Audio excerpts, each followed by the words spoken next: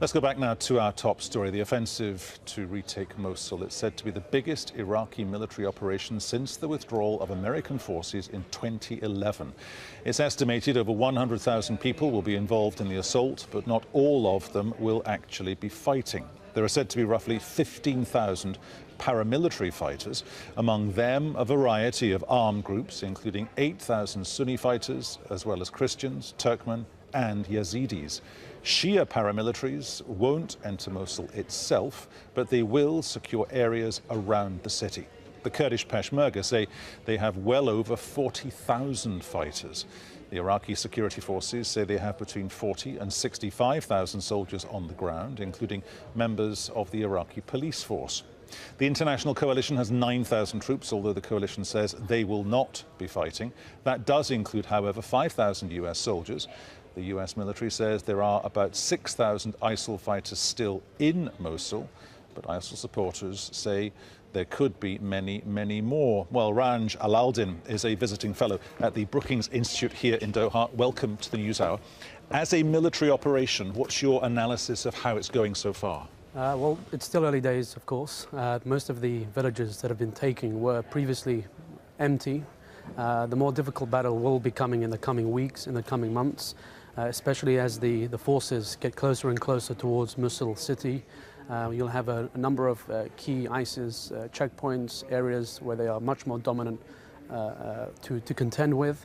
So the battle will be getting more and more difficult in the coming days and weeks. But it's still too early right now for that main battle to take place, because they've got to reach Mosul city itself, reach the more urban parts of the province. How much potentially of this is a problem for the government, in as much as, yes, OK, ISIL took it in 2014. There was the whole thing over the Mosul dam. They had the dam, they didn't have the dam, they had the dam.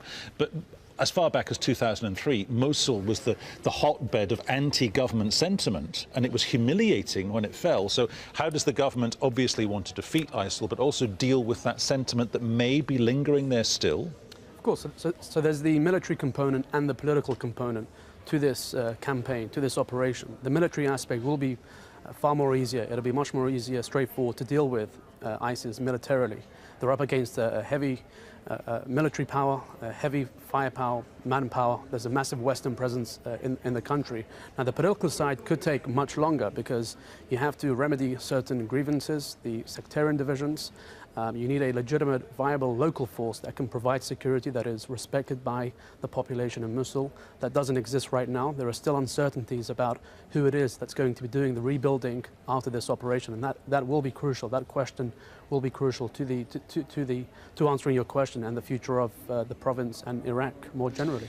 Obviously, an awful lot of planning has gone into this, not least because it feels as if it's happening maybe 6 or 8 weeks after they all said it would happen, because they were talking about July, August, September time originally. But if you just look at the map of who controls what, it's obviously a foothold for the government forces. That's primarily why they're going in there. If they get it, no matter how long it takes, if it falls back to being under the control of the government, can they sustain it? Can they hold it? Well, this is the crucial question. To make the gains, the military gains count, you have to hold on to the territories you capture. Now, for that, you need a fully functional, effective, unified security force. At the moment, the Iraqi security forces, as your segment just alluded to, is heavily fragmented. So you've got an array of actors on the ground, each with their own agendas, each with their own stake in this operation, in the future of Iraq more generally. So to keep hold of this territory, you need to have a viable, regular military. At the moment, the responsibility comes down to the Iraqi Special Forces and the Arab Sunni groups, who are expected to continue the fight in the city. But to keep hold of it, you need a fully functioning, effective, regular military. When you talk about the actors on the ground, al-Baghdadi, do you think he's still there? I mean, it's very difficult to comment on that.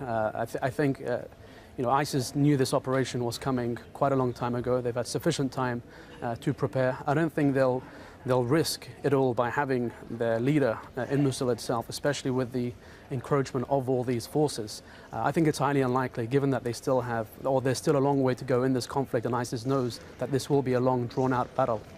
If they take Mosul, say it takes 4 weeks, say it takes 2 months, say it's even Christmas time, if they take Mosul, the template is not necessarily transferable, because then people will be saying, surely, oh, Raqqa is next.